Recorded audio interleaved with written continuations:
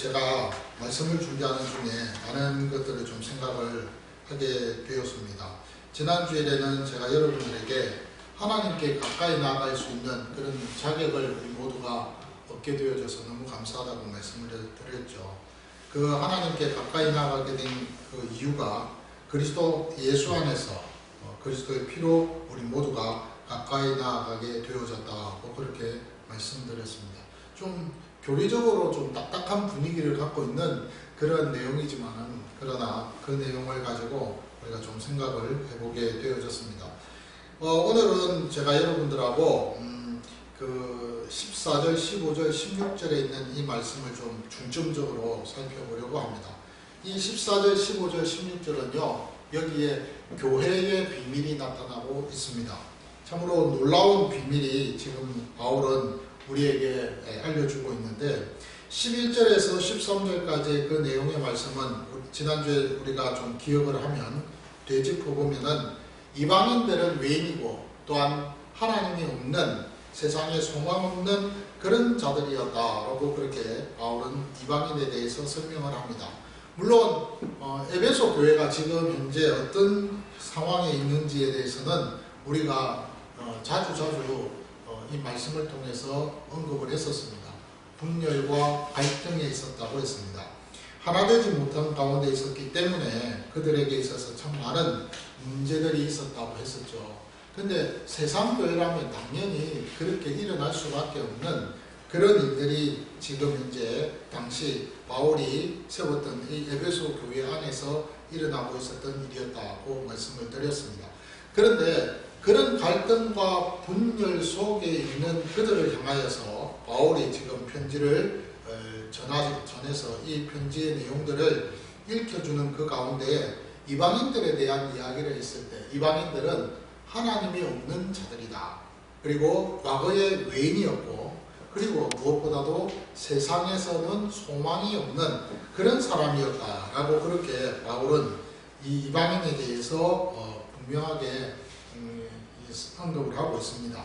그러면서 13절에서는 이제는 전에 멀리 있던 너희가 그리스도 예수 안에서 그리스도의 피로 가까워졌다. 그 이방인들이 예수 믿게 되어진 그 일로 인해서 하나님과 가까이 하게 되어지는 그 결과를 누리게 되어졌다고 그렇게 설명을 합니다. 자, 그러고 난 이후에 14절부터 16절까지 내용이 나타납니다. 여기 이 내용에서 이제 교회의 어떤 비밀들이 나타나고 있습니다. 우리 14절에 사실은 여기 그는 우리의 화평이신지라 라고 그렇게 먼저 이제 서두를 꺼내고 있는데요. 원문에 보면은 가을이라는 이유접속사가 있습니다. 왜냐하면이라는 단어가 빠져 있습니다. 왜냐하면 그는 우리의 화평이 되십니다. 라고 그렇게 바울은 설명을 합니다. 여기 왜냐하면이라는 이 이유접속사, 이 이유접속사는 11절에서 13절까지 그 모든 내용들에 대한 원인에 대해서, 이유에 대해서 14절부터 설명을 합니다. 그러니까 실제적으로 이방인이 하나님께 가까이 나아갈 수 있게 되어졌던 그 이유는 바로 그리스도 예수 그분이 화평이시기 때문에 그렇다는 것입니다. 더 이상 설명할 것도 없어요. 예수님이 화평이시다. 원문에서는 이 화평이라는 이 단어에 대해서 평화라고 그렇게 번역을 하고 있습니다. 이 예수님은, 그리스도 예수는 평화가 되신다라고 그렇게 설명합니다. 그리고 나서 14절에 보십시오. 둘로 하나를 만드사라고 했습니다. 여기 둘이라고 하는 이 숫자, 이 둘이라고 했을 때 이 둘은 누구를 가리키는가? 그래서 제가 보니까 우리가 보통 생각할 때는 하나님과 또한 우리 사이를 가리키고 있는 것이 아닌가라고 그렇게 여러분들이 생각할 수 있는데요. 사실은 하나님과 우리 사이가 아니라 이방인과 유대인들이라는 이 두 부류의 사람들을 가리킵니다. 이방인과 이 유대인, 이 두 부류의 사람을 하나로 만들어 주셨다고 그렇게 바울은 설명합니다. 그러면서 원수된 것, 곧 중간에 막힌 땅을 자기 입체로 허시고라고 했습니다. 그러니까 원수된 것이라고 하는 것은 말 그대로 서로 분열과 갈등 속에서 서로 이렇게 불목하는 그런 관계가 아니겠습니까? 그런 관계에 있는 그 막힌 담을 그리스도 예수께서 자기 육체로 하셨다. 십자가의 죽으심으로. 그래서 그 모든 일들을 다 해결해 주셨다. 그렇게 설명을 합니다. 그리고 나서 15절에서 보면 법정으로 된 계명의 율법을 폐하셨으니, 과거에 율법에 기록되어져 있던 그 모든 내용들을 그리스도 예수께서 십자가의 죽으심과 부활로 인하여서 다 그것을 폐하셨다고 했습니다.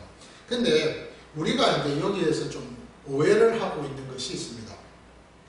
여기 폐하다라는 이 단어 자체가 많은 의미들을 갖고 있습니다.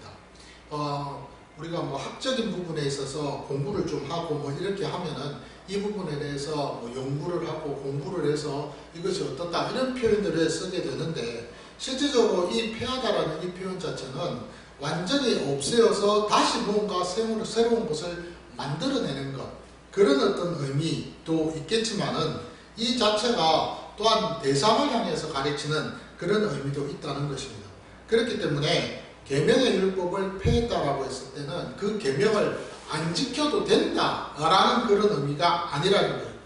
그 계명을 지키기는 지켜야 되는데, 이 율법을 지킴에 있어서 이 율법이 하나의 이것이 주 목적이 되어져서는 안 된다는 것을, 그것을 의미하고 있는 것이죠.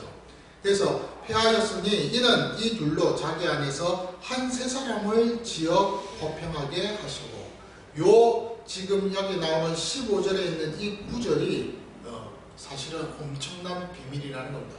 이 둘로 자기 안에서, 이 둘이라는 것은 유대인과 이방인을 가리킵니다. 이방인과 유대인을 자기 안에서, 그리스도 안에서 한 세 사람을 지어라고 했습니다. 여기 이 한 세 사람을 무엇을 가리키냐? 이 한 세 사람은 교회를 가리킵니다. 이 한 세 사람은 교회를 가리킵니다. 근데 지어라는 이 헬라어 원어를 보니까 여기에 우리나라 번역으로는 지어라고 했을 때 이 단어가 좀 약한 것 같아요. 이 지어라는 이 단어보다는 창조라고 되어 있습니다. 이 번역 자체가 창조입니다. 그러니까 한 세 사람을 창조해서 화평하게 하시고 라고 되어 있습니다. 이 번역 자체가 좀 약하지만은 원색적으로 번역을 하면 한 세 사람을 창조했다는 거예요. 그래서 그 한 세 사람을 창조해서 화평하게 만들었다. 누가? 그리스도 예수께서. 라고 그렇게 15절 번역하게 되면 되는 것입니다. 그러니까 결국은 무슨 말입니까? 하나님께서 이방인을 선택하시고 그 선택한 이방인을 유대인들과 함께 이 두 부류를 그리스도 안에서 한 세 사람으로 창조했습니다. 교회로 창조했다는 거예요. 교회로 창조해서 그 교회로 창조한 그들을 하나님이 화평하게 하셔서 그 다음 16절에 또 십자가로 이 둘을 한 몸으로, 그리스도 예수께서 십자가의 죽으심과 부활로 인해서 이들이 한 몸이 되었어요. 하나님과도 어떻게 했다? 화목한 관계가 되어지게 했다 이겁니다. 그래서 원수된 것을 십자가로 다 소멸시키셨다. 그렇게 바울은 설명합니다. 자, 오늘 간단한 내용입니다. 14절에서 16절을 통해서 오늘 저와 여러분들이 좀 알아야 할 것이 있습니다. 실질적으로 설명을 하자면 이 구절에 대해서 구구절절 다 강해를 해서 이렇습니다, 저렇습니다, 제가 설명을 해도 될 수 있을 겁니다. 근데 그건 너무 딱딱하잖아요. 중요한 것은 뭐냐면 저와 여러분들이 그리스도 안에서 한 세 사람이 되어졌다, 창조된 자들이라는 것, 교회가 됐다는 것입니다. 교회는 뭡니까? 우리는 보통 교회 이렇게 하면 단순히 그리스도 예수를 구주로 고백하는 공동체 정도로만 생각을 합니다. 그런데 그 이상의 의미를 갖고 있다는 것입니다. 교회는요, 거듭난 사람의 결과로서 탄생된 지체들입니다. 중생의 결과로서 나타난 그 결과로서 나타난 지체가 바로 교회입니다. 그러니까 우리 모두는 중생한 자들입니다. 거듭난 자들입니다. 하나님 앞에서 영으로 다시 태어난 자들이라는 거예요. 다시 태어난 자들이라는 거예요. 이것을 여러분 우리가 믿고 이해를 해야 된다는 사실입니다. 근데 사실 너무 저는 이것이 피부에 와닿습니다.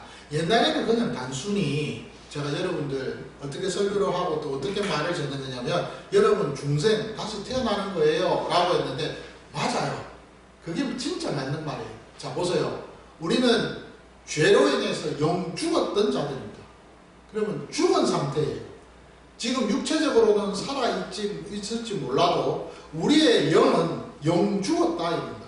완전히 죽은 상태예요. 죽은 우리를 그리스도 예수께서 당신의 십자가로 우리를 다 부활로 인해서 죄를 다 용서해 주시고 그분이 다시 부활하신 그 생명을 우리에게 넣어 주심으로 우리 죽었던 우리가 다시 어떻게 됐다는 거예요? 살아난 거예요. 다시 산 거예요. 그러면서 그것이 새롭게 창조가 되었다. 다시 태어난 거예요. 그러니 우리가 다시 태어난 이 부분에 대해서 어떻게 태어났습니까? 교회로 태어났다. 그래서 교회는 중생한 결과로 나타난 지체들이고 거듭난 그 결과로서 나타난 탄생한 지체들이라는 거예요. 그러니까 교회 안에 있는 모든 사람들은 한마디로 이야기하면 그리스도 하나님과 더불어 다 함께 지체된 자들이라는 그런 의미가 된다는 말입니다. 그래서 여러분 올해 여기 본문을 보면은 멋진 이야기가 나옵니다. 어떤 이야기는 우리가 잘 아는 고린도전서 12장이라든지 로마서 12장에 있는 그런 내용들 그거 다 보면은 뭐라고 되어 있습니까? 너희는 그리스도의 몸이요 지체의 각 부분이라고 되어 있습니다. 골로새서 같은 경우에는 교회의 머리는 뭐라고요? 그리스도라고 되어 있잖아요. 우리는 그분의 뭡니까? 그러면 지체가 되는 거예요. 근데 여기서 우리가 한 가지 또 놓치는 것이 있습니다. 그것은 뭐냐면은 지체라는 것은요 연결되어진 것을 말합니까? 하나 된 것을 말합니까? 우리는 보통 연결되어졌다고 생각합니다. 근데 자 여러분들의 지체가 팔하고 몸하고 붙어있지 연결되어 있는 겁니까? 연결되어 있다는 것은 이어져 있다는 말이에요. 그거는 떼어졌다가 다시 붙은 것을 이야기합니다. 근데 하나가 되어 있다는 것은요 처음부터 하나 된 거예요. 그런데 그 부분에 대해서 우리가 이해를 잘 해야만이 된다는 거죠. 참 그런 부분을 바울은 굉장히 의미있게 그리고 많은 고민과 생각 속에 묵상 속에서 한 단어 한 단어를 사용할 때마다 참 그것을 무게 있게 사용하고 있는 것을 보게 됩니다. 오늘 저와 여러분들은요 그리스도의 몸이요 각 지체의 각 부분입니다. 우리는 그리스도의 몸입니다. 그리스도의 몸. 그분은 우리의 머리가 되십니다. 그래서 교회는 유기적인 공동체라는 말이에요. 생명의 공동체라는 것입니다. 그래서 이것은 굉장한 비밀입니다. 그리고 신비로운 연합 공동체라는 거예요. 그래서 교회를 통해서 하나님이 놀라운 일을 계획하시고 그 일을 진행하고 계신다는 말입니다. 그래서 오늘 바울은 지금 그 부분에 대해서 설명합니다. 너희들 봐라. 너희들은 각각 한 사람 한 사람 모두가 다 성별도 태어난 것도 학력도 모든 성격도 다 다르다는 거예요. 여기 우리 모두가 다 같이 똑같은 성격을 갖고 있고 똑같은 성향과 똑같은 어떤 말을 하면서 고향도 다 똑같은 그런 곳에 사십니까? 고향이 아무리 가도 주소가 다 틀리잖아요. 태어난 곳이 다 틀리잖아요. 태어난 부모가 다 틀리잖아요. 다 다릅니다. 그런데 놀라운 것은 그럼에도 불구하고 그 다름을 통하여서 하나님께서 우리에게 바울을 통하여 가르쳐 주신 것이 뭐냐면 그럼에도 불구하고 너희는 그리스도의 지체로서 그리스도의 한 지체로서 하나 되었다. 연합된 존재라는 것, 유기적인 생명체라는 것을 분명하게 우리에게 가르쳐 주고 있다는 사실입니다. 그렇기 때문에 여러분 화평이라는 것은요 단순하게 이루어지는 것이 아닙니다. 제가 이 말씀을 준비하면서 누가 그런 말을 하더라고요. 교회를 통해서 그리스도 예수의 그 십자가 사역으로 인해서 하나님과 화목된 관계 속에 있는 그 정도가 아니라는 거예요. 그 이상이라는 거예요. 이 땅에서 하나님의 나라를 세워서 그 하나님의 나라가 화평한 속에서 평화 속에서 이루어질 수 있는 것은 다른 이유가 아니고 모두가 한 생각을 가지고 있고 그리스도의 피가 그 속에 같이 함께 다 흐르고 있기 때문에 가능하다. 이 말씀을 했습니다. 그 굉장한 표현이에요.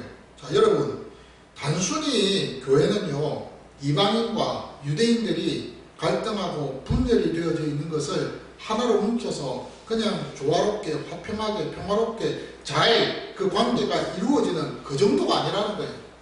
교회는요, 하나님과의 관계에서도 화목되지만은 그 화목의 관계가 우리 안에서도 그 지체들 모두가 다 영적으로 하나가 되어서 화목되어지는 관계 속에 이루어질 때 거기에서 진짜 멋진 하나님의 뜻이, 영광이 드러나게 되어진다는 사실입니다.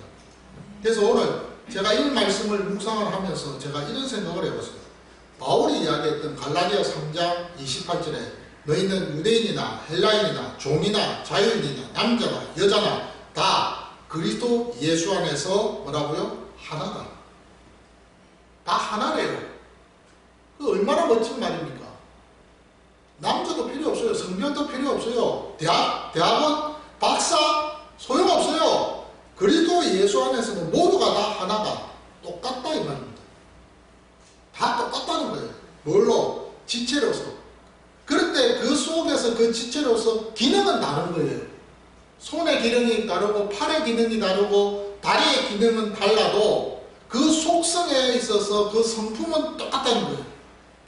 모두가 다 똑같아요. 그래서 그 기능을 존중해 줄 알아야 된다 이 말입니다. 여기에서 제가 한 가지 깨달은 것이 뭐냐면 이것이 가족이구나. 이것이 가족이구나. 여러분 이런 말 있잖아요. 피는 물보다 진하다는 말이 있습니다. 어제 제가 우리 교회 성도님 두 분 때문에 좀 바빴습니다. 한 분은 뭐 여기서 있었고 병원에 있었기 때문에 직접 가기도 하고 또 한 분은 전라도에 계셨기 때문에 또 전화한다고 바빴고 뭐 하여튼 바빴습니다. 근데 제가 그랬어요. 제 아내 보고 그 어떤 집안에 여러 가지 뭐 애로점들이 있지 않겠습니까? 그럼에도 불구하고 그 마음에 참 이렇게 섭섭함이 있는 부분들이 있더라고요. 제가 그랬어요. 피는 물보다 진한데 어떻게 저럴 수 있을까? 제가 좀 그런 말을 했어요. 여러분 피는 물보다 진해요. 내 부모, 내 자식 이거 변할 수 없어요. 아무리 여러분 우리 언제입니까? 이상가족을 언제 했었죠? 상봉하는 거 TV에 방영한 80년 되죠? 제가 국제시장인가 그 영화를 보니까 그때 그 한 장면이 나오더라고요. 그때가 뭐 전두환 대통령 때였나? 뭐 하여튼 언제였던 시기 노태우 때였던 하여튼 그때 이상가족 상봉한다고 텔레비 전 세계 다 돌리고 그래서 가족들이 상봉하는 그런 어떤 뭐 장면들을 우리가 막 방송에서 보면서 같이 눈물 흘리고 그랬잖아요. 근데 여러분 보실 때 그거 느끼지 않으셨어요? 그렇게 오랜 세월 떨어져 있고 그렇게 오랜 세월 안 만났는데 가까이 두 사람 보면은 부모하고 자식하고 비슷하게 안 닮았어요? 형제 간에도 비슷하게 안 닮았어요? 닮더라고요. 그 유전자는 무서운 거예요. 무시 못하는 거잖아요. 그리고 딱 그것이 저분이 나의 아버지다, 저분이 내 딸이다, 저분이 나의 아들이다, 자식이다, 부모다 확인되는 순간에는 뭐 주변에 아무것도 뭐 부끄러울 것이 없어요. 그냥 눈물 흘리고 우리 같이 다 눈물 흘렸잖아요. 그것이 피예요. 피보다 물보다 피가 더 진하다는 말 아닙니까? 그런 거예요.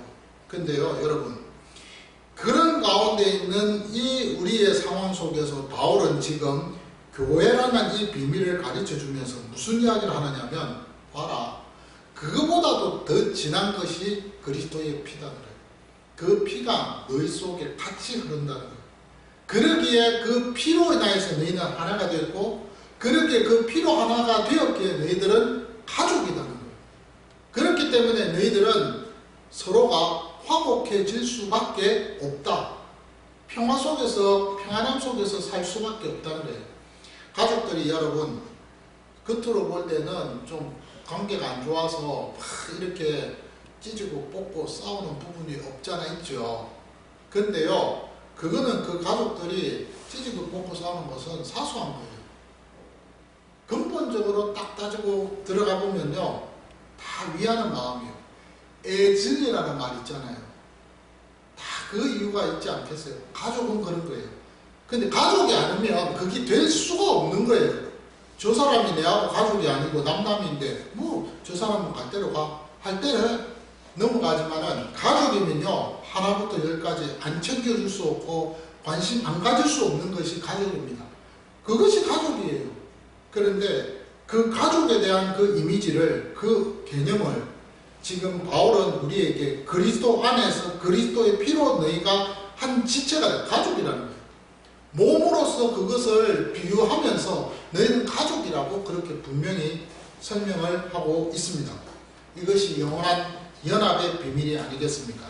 오늘 바울은요 에베소서 2장 14절에서 16절까지 그 말씀에서 이런 표현을 썼어요. 너희들이 지금 지체대로 영으로 하나가 되어져서 너희들은 가족이다. 그런데 그 가족은 하나님과도 연합되어 있다 라고 16절에 이야기해요. 그래서 16절에서 십자가로 이 둘을 한 몸으로 하나님과 화목하게 하려 하십니다. 예, 가족이 하나가 되어 있으면요 하나님과도 마음이 하나가 되어 있다는 겁니다. 그래서 그 모든 관계들이 하나가 되어 있기 때문에 하나님의 나라를 세워나가는 데에 어려움이 없다는 것을 바울은 우리에게 지금 가르쳐주고 있습니다. 참 우리가 많은 것들을 알고 있습니다. 지식적으로. 이 말씀을 제가 묵상하면서 저는 그렇게 생각했어요. 참 간단한 말씀이구나. 별 뭐 설명할 것도 없습니다. 그런데요 우리가 간단하고 설명할 것도 없지만은 그럼에도 불구하고 우리가 이 말씀을 무시하고 있는 것이 아닌가, 저는 그런 생각을 좀 해봤습니다. 정말로 우리가 이 말씀에 대해서 간단한 말씀이지만 가정에서 또 우리 교회 안에서 또 우리 공동체 안에서 이 말씀이 어떻게 적용되고 있는가에 대해서 정말 한번 좀 생각해 봐야 되지 않을까 싶었습니다. 여러분, 우리가 그리스도 안에서 그리스도의 피가 함께 흐르고 있습니다. 여기 뭐 우리가 생각할 때는 가정에서 그런 말이 있잖아요. 그리스도 안에서 하나가 되어져서 가정이 영으로 하나가 된 것, 이거 복입니다. 그런데 영으로 또 하나가 되지 못한 부분들도 있잖아요. 근데 놀라운 것은 하나님께서 잠정적으로 그 한 영혼을 하나님의 자녀로 선택하셔서 기다리고 계신 가운데 있다면 그 영혼도 그리스도의 피가 그 안에 흐르고 있는 거 아니겠어요? 영으로 하나 될 수 있는 준비가 되어 있는 거 아니겠느냐 이 말이죠. 그렇죠? 그러니까 그럴 때에 가정 안에서 그 지체로서 그리스도의 피가 흐르고 있다는 이 사실을 언제나 염두에 두고 영적으로 하나 된 것에 감사하면서 하나님의 그 일을 감당하는 데 있어서 또한 이미 먼저 된 자들이 준비하는 그런 모습도 분명히 있어야 된다. 그것이 또 우리의 말씀에 있어서 적용될 수 있는 부분이 아니겠는가, 저는 그런 생각을 해봤어요. 그러면서 또한 교회 안에서도 마찬가지입니다. 교회 안에서도 우리가 많은 우리에게 있어서 차별이 있고 차이점이 있습니다. 오늘 여기 본문에 바울이 이야기한 것 중에 중간에 막힌 담이라는 표현을 쓰고 있어요. 중간에 막힌 담. 이 막힌 담이 뭐겠어요? 생각이 다른 겁니다. 그죠? 태어난 것이 달라요. 예. 그리고 우리가 배운 그 학식도 달라요. 우리에게 있어서 모든 그 주변에 있는 환경들이 다 다릅니다. 그것은 다 뭐예요? 중간에 막힌 담이에요. 그런데 그 모든 것들을 누가? 예수 그리스도께서 자신의 몸을 가지고 헐어버리셨대요. 근데 그 헐어버린 그것으로 인해서 그 헐어버린 그 단어 자체가 어떤 의미를 가지고 있는 거예요? 살찌고 피 흘려 죽으셨다는 말이에요. 예, 살찌고 피 흘려 죽으셨다. 그 피를 흘림으로써 그리스도의 피로 말미암아 우리가 우리 안에 있는 모든 그 허물들과 죄가 다 사함을 받을 뿐만 아니라 우리 주변에 막혀있던 그 담들이 다 허물어졌다는 거예요. 얼마나 놀라운 가르침이고 복음입니까? 그렇게 허물어진 우리를 영으로 하나로 만들어 주셔서 그래서 하나님의 나라가 세워져 나가는데 예레미야 31장에 있는 저 말씀처럼 너희가 내 백성이 되고 내가 너희의 하나님이 되어서 너희는 내 자녀라고 그렇게 하나님께서 부르고 싶은 그 소원대로 하나님이 그 일을 이끌어 나가시고 싶어 하신다는 말입니다. 그래서 저는 이 말씀을 묵상하면서 그렇게 생각했어요. 우리 자신들이 하나님 앞에서 받은 은혜가 참 많구나. 가정에서도 어떻게 내가 해야 될까? 내가 공동체 안에서도 어떻게 희생하며 내가 섬겨야 될까? 내가 교회 안에서도 어떤 식으로 하나님 앞에서 정말로 하나님의 뜻을 이루기 위해서 지체들을 위해서 내가 섬기고 희생해야 될까에 대해서 한번 곰곰이 생각해 볼 수 있는 그런 기회가 이 말씀을 통해서 있게 되어졌다는 사실입니다. 오늘 제가 저와 여러분들이 주시는 이 말씀 앞에서 새로운 결단이 있었으면 참 좋겠습니다. 무엇보다도 우리 자신들이 하나님 앞에서 받은 은혜가 참 많습니다. 그리스도 예수는 우리의 평화가 되십니다. 그분이 살찌고 피 흘려 죽으시면서 우리에게 그 평화를 선물로 주셨습니다. 그리고 그것을 선물로 주시면서 더 큰 은혜의 축복을 우리에게 주신 것이 비밀이 뭐냐면 우리 모두가 영으로 하나 되게 만들어 주셨다는 사실입니다. 모든 중간에 그 담들을 다 하시고 우리를 하나로 만들어 주셔서 교회라는 새로운 공동체, 그 새로운 창조물을 통해서 하나님의 일이, 하나님의 뜻이 이 땅에서 이루어질 수 있도록 만들어 주셨다는 사실입니다. 얼마나 제가 오늘 이 말씀을 준비하면서 사실은 솔직히 원고를 준비를 하려고 하니까 짧은 시간에 다 못하겠더라고요. 근데 머릿속에는 딱 그것이 자리 잡겠더라고요. 아, 이거구나. 하나님이 나에게 주신 이 말씀이 이런 거구나. 나도 이렇게 살아야지 라고 제가 결단하게 되어졌습니다.